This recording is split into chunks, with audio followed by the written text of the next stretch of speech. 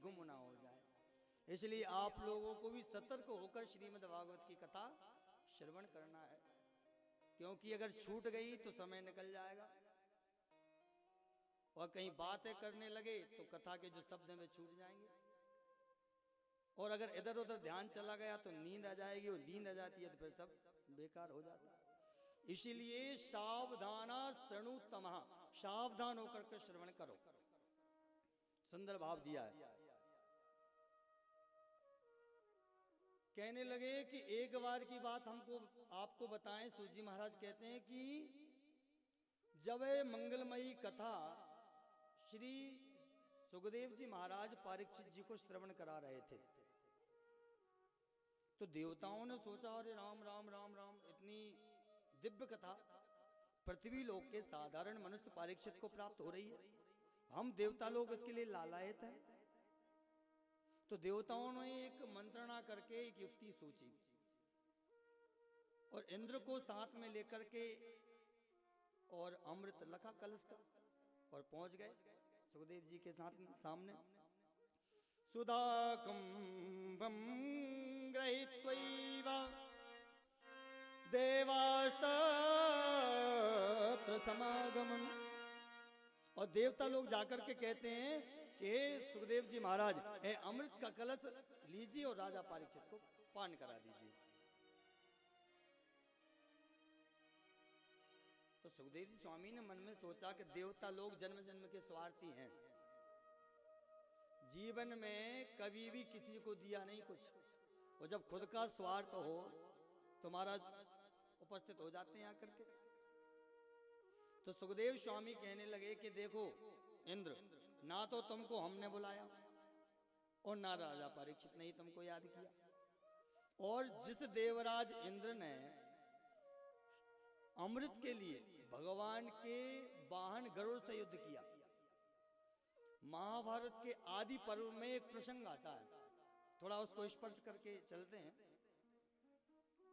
कद्रु और विदंता, कश्यप जी की दो पत्नियां थी। विनता के तो थे गरुड़ और कद्रु के थे सर्प। एक बार कद्रु और विनता दोनों में शर्त लगी, तो कद्रु कहती है कि सूर्यदेव भगवान जो दिख रहे हैं ना, उनके जो घोड़े हैं, उनके जो घोड़े का स्वरूप है वह सफेद है। ये विनता ने कहा कि सफेद है, लेकिन कद्रु कहने लगी नहीं, सूर्य भगवान के जो घोड़े हैं उनका जो स्वरूप है वो श्यामल यानी काला है। अब दोनों आपस में बहस करने लगी। विनता कहती है कि सफेद है, कद्रु कहती है कि काला है। जब बहस में दोनों नहीं जीत पाई तो शर्त लगा ली और कहने लगी कि देखो जो भी शर्त जीतेगा वो तो स्वामी बन जाएगा, और जो शर्त हारेगा वो उसका दास बन जाएगा, नौकरी करेगा उसके घर। अच्छा आप बताइए सूर्यदेव भगवान के घोड़े का कलर कैसा है पता किसी को?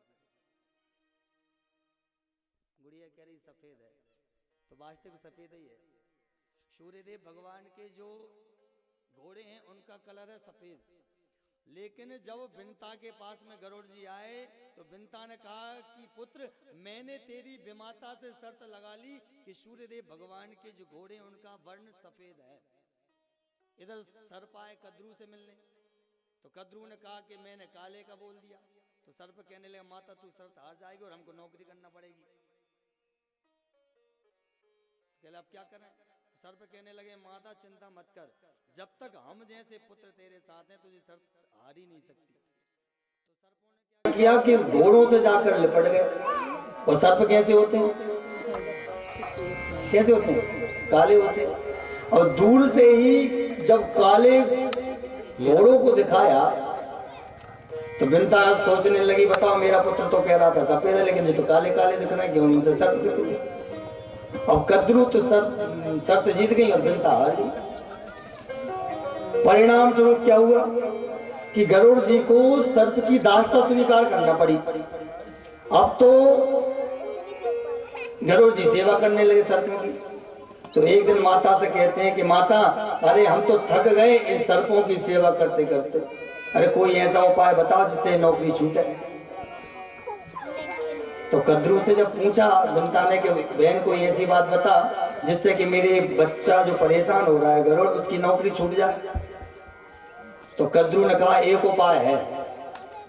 कहने लगे अगर तुम्हारा पुत्र मेरे पुत्रों को अमृत पिला दे तो तुम्हारी नौकरी छूट जाएगी। गरुड़ जी ने सोचा ये कोई बड़ी बात है, अभी स्वर्ग में जाते हैं, देवराज इंद्र हमारी आज्ञा का पालन करेगा, हमारी आज्ञा की अवहेलना थोड़ी करेगा। पहुंच गया स्वर्ग में। लेकिन देवराज इंद्र कहने लगा देखो गरुड़ जी, पहली बात तो पृथ्वी लोक के जितने भी मनुष्य हैं उनको अमृत पीने का अधिकार नहीं है, इसलिए अमृत तो हम तुमको नहीं देंगे। कहते बहुत भयंकर संग्राम हुआ है और गरुड़ जी ने अमृत कलश को छीना और लेकर के आने लगे तो इंद्र हाथ जोड़ करके खड़ा हो गया। कहने लगा गरुड़ जी ठीक बात नहीं, क्योंकि सर्प वैसे ही स्वभाव से दुष्ट होते हैं और दुष्ट व्यक्ति को अगर अमरता और मिल जाए तो फिर कहते हैं कि पहले ही तो करेला कड़वा था, इतने पे नीम के झाड़ पर चढ़ जाए तुम्हारा गुण डबल हो जाएगा कि नहीं हो जाएगा। तो कहने लगे पहले ही सर्प दुष्ट हैं और अमृत अगर तुमने पिला दिया तो अमर हो जाएंगे महाराज और दुष्टता को प्राप्त हो जाएंगे। तो गरुड़ जी ने कहा कुछ उपाय बताओ। कहने लगे एक उपाय है, तुम ये अमृत सर्पों को दे देना और बाद में मैं चुरा करके ले जाऊंगा। ऐसा ही हुआ। महाराज जैसे ही अमृत को सर्पों को दिया तो सर्प झपट्टा मार करके अमृत पीने के लिए तैयार हुए। तभी गरुड़ जी कहने लगे रोको रोको, इतनी बहुमूल्य चीज बिना नहा पी लोगे? अरे पहले नहा धो लो, चकाचक हो जाओ, शरीर को स्वच्छ करो, तब पियोगे। कैसे ही झपट्टा मार कर लड़ने लगे आपस में। तो सर्प कहने लगे भैया तुमने बात तो ठीक कही। तो जैसे ही अमृत का कलश वृक्ष के नीचे रखा और सर्प चले गए स्नान करने के लिए, इधर इंद्र ने आकर के उस अमृत कलश को हरण कर लिया और गरुड़ जी उस दास्ताक से छुटकारा प्राप्त कर लेते। सर्प जब आकर देखते हैं तो उधर कलश दिखा नहीं। तो सर्पों ने सोचा कि हो सकता है कि थोड़ी बहुत बूंदें जमीन पर गिर गई हो। तो सर्पों ने जमीन को चाटना प्रारंभ किया है।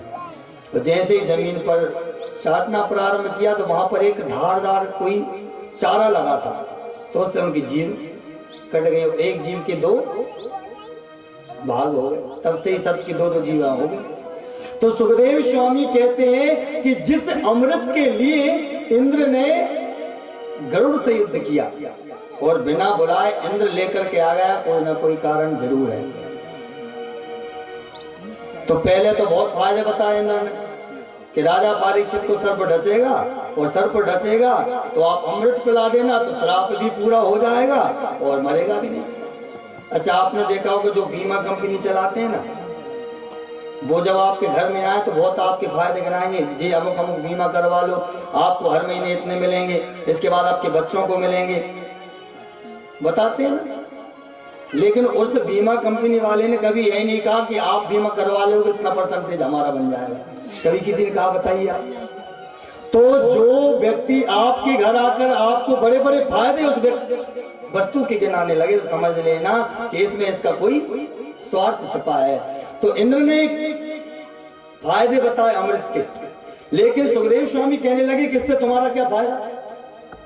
तो इंद्र कहने लगा कि महाराज अमृत तो पिला दो आप परीक्षित को, और एक कथा रूपी अमृत श्रीमद् भागवत कथा हमको श्रवण करा दो।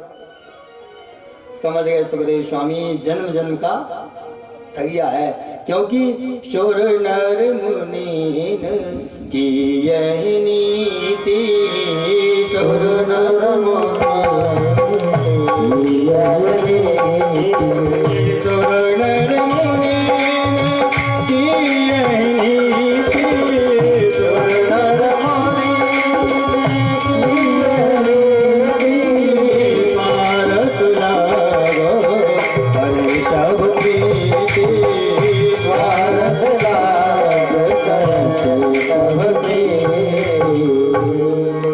व्यक्ति का स्वार्थ है तो जब तक तो भैया जी, बहन जी, दादाजी, कक्का जी, और जो स्वार्थ सटका तो फिर कहां के दादाजी, कहां के भैया जी, कहां के कक्का जी,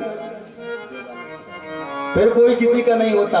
ये संसार स्वार्थ से बंधा हुआ है। किससे बंधा है? स्वार्थ से। अच्छा एक बात बताइए, हम तो खूब कहते हैं हमारे पिताजी, हमारे दादाजी, हमारे भैया जी, और वही पिताजी कहीं 2-4 महीने के लिए पलंग पकड़ कर बैठ जाए फिर क्या कहेंगे, हे भगवान अब तो हमारे पिताजी को। फिर कहाँ गया वो प्रेम? क्योंकि पिताजी पहले काम किए थे, ज्यादा नहीं कुछ तो खेत में घुमाते थे, इसके बाद में घर में पड़े पड़े कुत्ता को भगाते थे, और जिस दिन से कुत्ता को भगाना बंद हो गया उस दिन से तो फिर अरे भैया आना जाना बंद हो गया। क्या बताएं, पिताजी का भरोसा नहीं, कब सीताराम हो जाए। बोलिए राधे। तो इसलिए संसार स्वार्थ से जुड़ा हुआ है। जब तक स्वार्थ है जब तक सबके सब है, और जो स्वार्थ